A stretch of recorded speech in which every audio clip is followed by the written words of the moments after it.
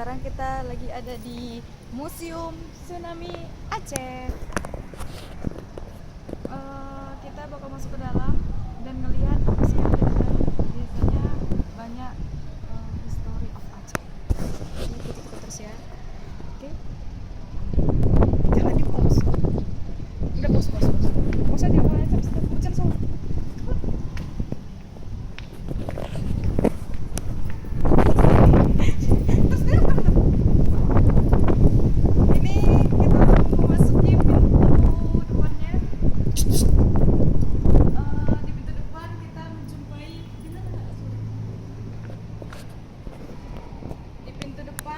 Kita jumpai helikopter serbaguna.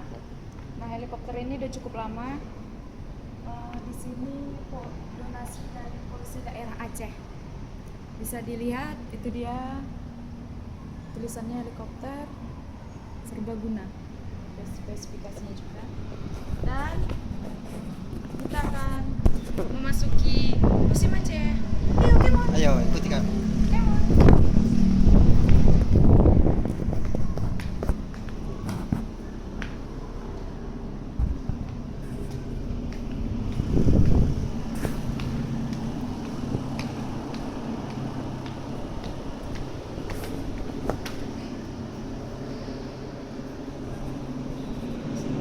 Nah, ini kita memasuki lorong tsunami. Nah, yang mau kita lihat di lorong ini seperti simulasi kejadian tsunami pada tanggal 26 Desember 2004. Jadi, kalau kita masuki lorong ini, kita serasa mengalami kejadiannya langsung. Jadi penasaran gimana suasananya? Ikuti kami terus untuk melihat gimana keadaan.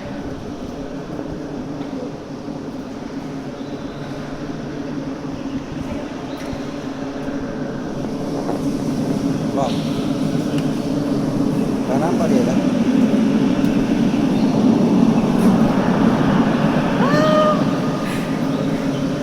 Suasana gelap sekali. Dan jujur ini sangat menakjubkan dan juga mengerikan. Saya kami takut.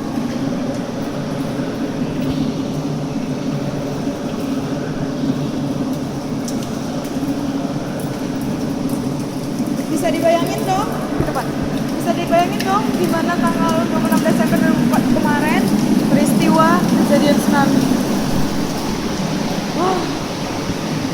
Ini nangis, takut. Kenapa sih sayang? Saya takut. Gak ada cahayanya dia ya? Ini kuburan bukan? Kan. Serius? Masuk pun kali. Oh, nah ini takut tsunami. Ada foto kita. Nah ini nggak ada cahaya. Nah ini beberapa foto yang ada ditunjukkan di museum pada saat kejadian tsunami. Ada di daerah Banda Aceh dan sekitarnya. Ada di sini ada beberapa komputer, nggak bisa dihitung, mungkin ada puluhan. Di sini semua menunjukkan keberadaan ke kota Banda Aceh dan sekitarnya saat ketika terjadi tsunami.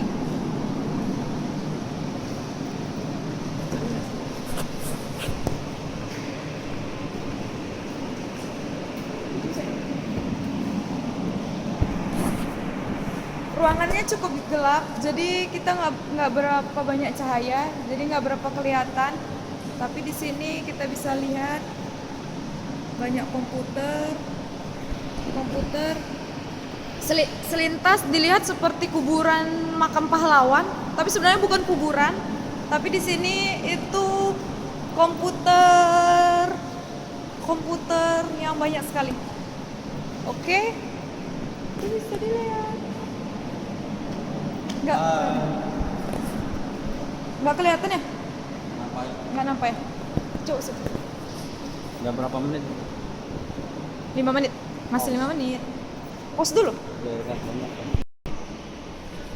Hai. Setelah dari tempat tadi, di sini kita masuk ke ruang sumur doa. Korban-korban Aceh di sini semua yang lama. Nah, jadi ruang sumur doa ini menjelaskan orang-orang yang menjadi korban pada saat kejadian tsunami di Aceh. Dan namanya tercantum.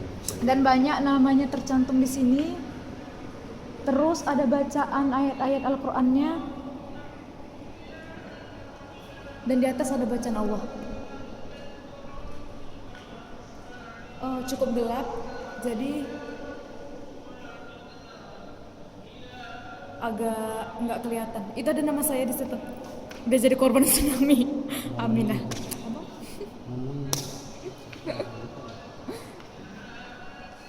Penakut kali.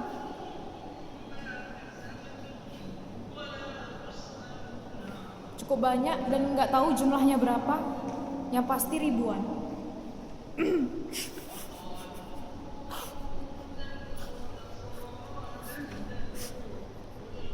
Kenapa nggak ada?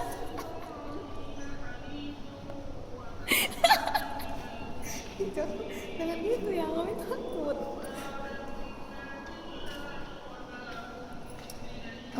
Sangat mengharukan ya ketika korban dijadikan namanya diabadikan di sebuah museum karena merupakan salah satu peristiwa besar bukan hanya di Indonesia tapi juga masuk ke dunia. Oke, kita lanjut perjalanan. Iya, melengkung ke atas lagi. Ini kita lagi jalan menuju terus ke atas dan jalanannya itu melengkung jadi agak pusing kalau nggak hati-hati. Kita ikutin terus semakin mendekat dan kita juga nggak tahu ini ujungnya di mana. Pangkalnya di sana. Pangkalnya tadi saya. Sampai tibalah kita di sini. Ini jalan-jalan yang kena. Mana ada? Mana sih? Nah, ini kita sekarang ada di penghujung dari lorong tadi. Bisa dilihat di sini ada kolam ikan, tapi ikannya nggak berapa banyak sih. Terus di atas ada bendera beberapa negara. Nggak tahu penjelasannya apa. Dan nggak berapa nampak sih. Mungkin itu sebagai negara-negara yang terkena dari dampak tsunami. Dan ini jalannya terus menanjak mengikuti tekstur dari bangunan itu sendiri. Ayo, terus sana. Kalau mau bau gimana? Bangunannya cukup bagus, arsitekturnya bagus. Jadi kalau kita dari luar seolah-olah melihat seperti ke stadion. Pause dulu. Kalau kita melihat bangunannya itu mirip seperti stadion kalau dari luar. Cantik dan bagus, arsitekturnya mantap. Dan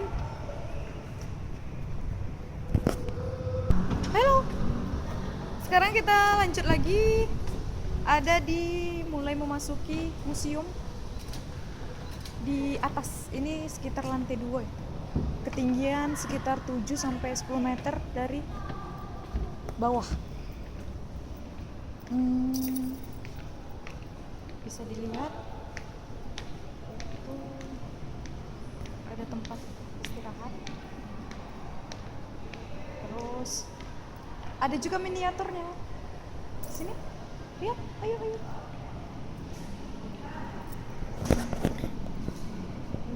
Nah, ini dia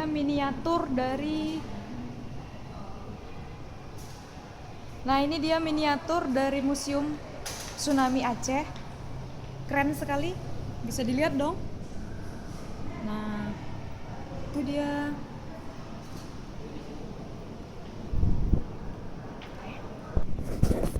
Hai, kita lanjut lagi.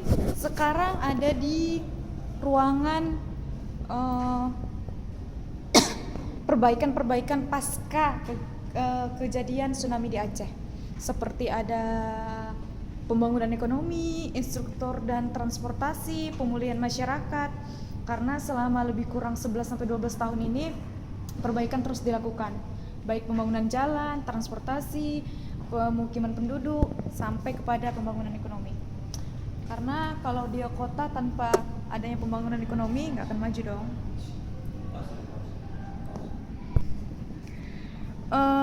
Kita masih di tempat yang tadi, tapi sekarang kita bakal mewawancarai seorang pria yang cukup legendaris. Kenapa? Karena beliau salah satu perencana dari beberapa kegiatan perbaikan di Aceh pasca kejadian tsunami. Kita bakal datangin langsung, wawancari langsung. Namanya Bapak Sarjana Muslim Nasution. Oke? Pagi Pak. Kenalin, saya dari Pos Metro. Oh iya, selamat pagi. Boleh nanya-nanya? Oh silakan. Kira-kira kegiatan apa aja yang udah dilakukan selama ini untuk proses perbaikan di Aceh dan sekitarnya setelah pasca tsunami? Ya, proses perbaikan yang kita lakukan ya setelah tsunami itu ya memang kondisinya sangat hancur lebur dan sangat berantakan sekali. Hal pertama sekali yang kita lakukan adalah pemulihan mental dari para masyarakat tsunami. Itu yang penting dulu. Di samping yang lebih awal yang sudah kita lakukan adalah penyelamatan korban-korban dan juga bagi yang meninggal juga yang kita evakuasi. Nah, setelah itu semuanya sudah selesai ya, kita mulai dari tahap pembangunan ekonomi, yaitu infrastruktur jalan, jalan-jalan, rumah-rumah yang hancur, ya semuanya kita rehab. Semua perhimpunan-perhimpunan dari domestik dan luar negeri berdatangan dan saling tolong menolong untuk Aceh, perbaikan Aceh ke depannya. Ya bisa dilihat sendiri seperti tadi ya di sini seperti ini. Ini apa? Ini ada beberapa organisasi dari banyak negara ya yang terlibat dalam pembangunan kembali Aceh pasca tsunami. Bisa dilihat. Ya, kita lihat ini dia beberapa organisasi-organisasi. Iya benar sekali. Kita bekerjasama dengan Ya, mitra-mitra usaha yang lain untuk perbaikan Aceh dan memulihkan mental masyarakat Aceh atas kejadian tsunami tersebut. Kira-kira Pak, dari targetnya sendiri berapa tahun sih seenggak-enggaknya Aceh ini bisa berdiri kembali seperti dulu lagi? Mungkin ada target dari Bapak sendiri 3 tahun atau 5 tahun? Itu dibagi beberapa tahap ya, beberapa tahap dan beberapa ring. Nah, pertama 5 tahun awal dan 5 tahun kedepannya dan 5 tahun kedepannya. Jadi berincang dalam tahap 5 tahun awal dan targetnya selama 15 tahun itu semuanya sudah akan normal kembali. Nah itu apa Pak, bisa dijelaskan? Nah ini salah satu tsunami yang terjadi ya, bukan di Aceh. Tapi dulu sebelumnya sudah pernah terjadi tsunami tapi di negara Jepang. Bisa dilihat sendiri.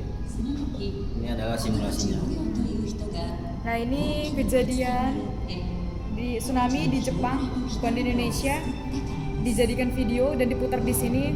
Mau diberitahu bahwa tsunami itu bencana alam yang nggak cuma terjadi di Indonesia, tapi sebelumnya udah terjadi di Jepang. Benar sekali.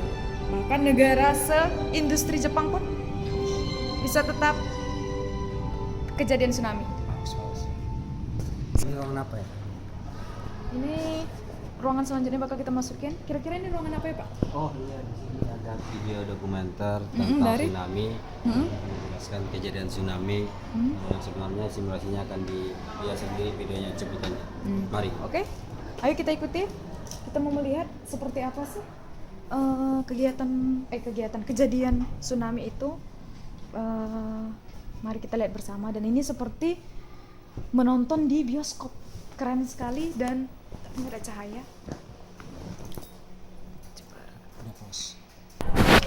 Oke, kita tadi udah nonton sama-sama film dokumenter dari peristiwa kejadian tsunami.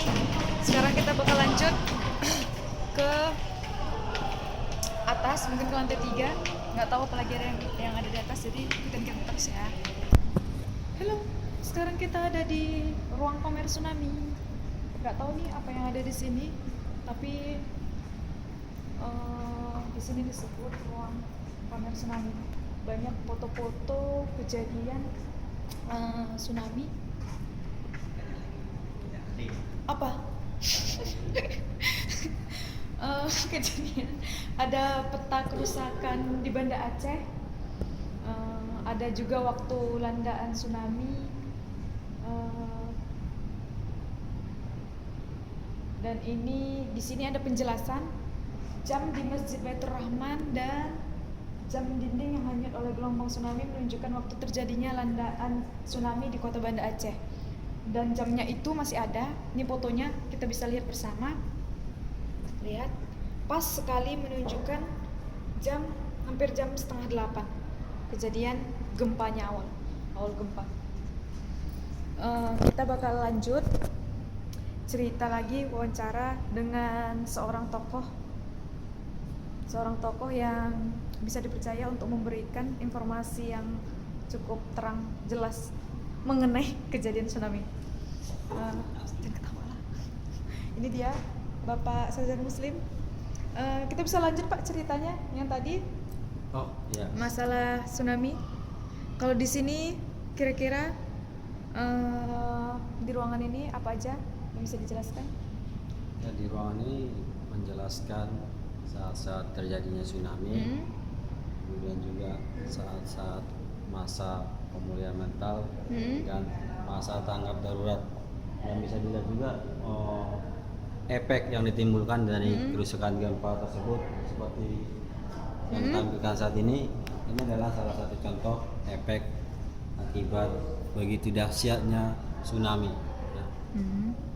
Ini mengkondisikan sebelum tsunami bagaimana masyarakat dan tata bangunan yang memang benar-benar bagus dan aktivitas masyarakat juga seperti biasa di pagi hari sangat disibukkan dengan kegiatan sehari-harinya sebelum tsunami itu datang.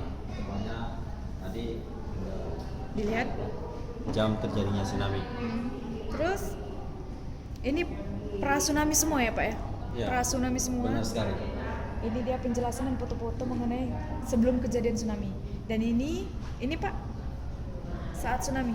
Ini adalah saat tsunami tiba dan saat usai. Jadi di sini hiruk-pikuk masyarakat Ketika sangat hancur sekali, beban mental yang mereka hadapi juga sangat bisa dibayangkan sekali, sangat hancur sekali.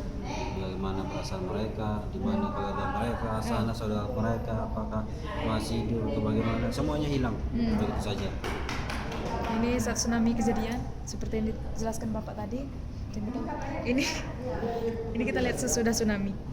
Jadi sesudah tsunami itu berbagai perbaikan seperti yang dijelaskan oleh Bapak tadi dilakukan, mulai dari perbaikan mental, pembangunan ekonomi, pemukiman, dan transportasi, infrastruktur, semua yang berkaitan kepada pembangunan daerah.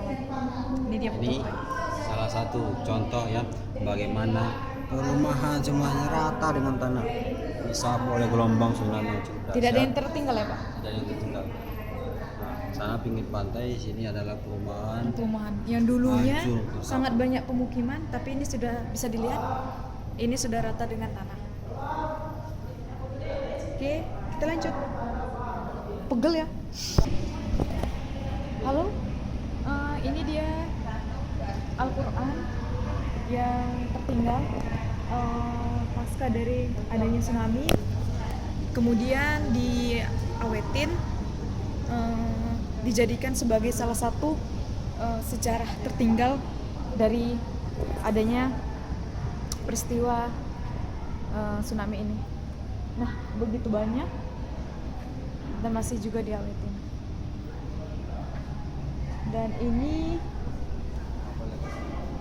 adalah salah satu kapal yang terseret oleh gelombang tsunami. Dan seperti ini misalnya dia berada menimpa di atas rumah. Ketika saat tsunami dia terbawa oleh arus dan terhenti tepatnya di atas rumah. Seperti ini. Dan alhamdulillah mukjizat Allah terjadi, orang-orang yang di dalam kapal selamat. Kita bisa bayangin dong gimana kapal bisa hanyut segitu besar, hanyut ke darat dan nyangkut di atas rumah orang. Dan itu bisa dari situ bisa kita baca bahwa kejadian tsunami itu memang sangat dahsyat sekali dan nggak bisa dibayangkan kalau kita di posisi saat yang kejadian itu. Nah, Ini adalah salah satu miniatur. apa sih? Salah satu ya. Ini apa bang? Nggak ada tulisannya. Oh, Masjid Rahmatullah. Nah ini ada foto kenang-kenangan seperti miniatur Masjid Rahmatullah. Pada saat kejadian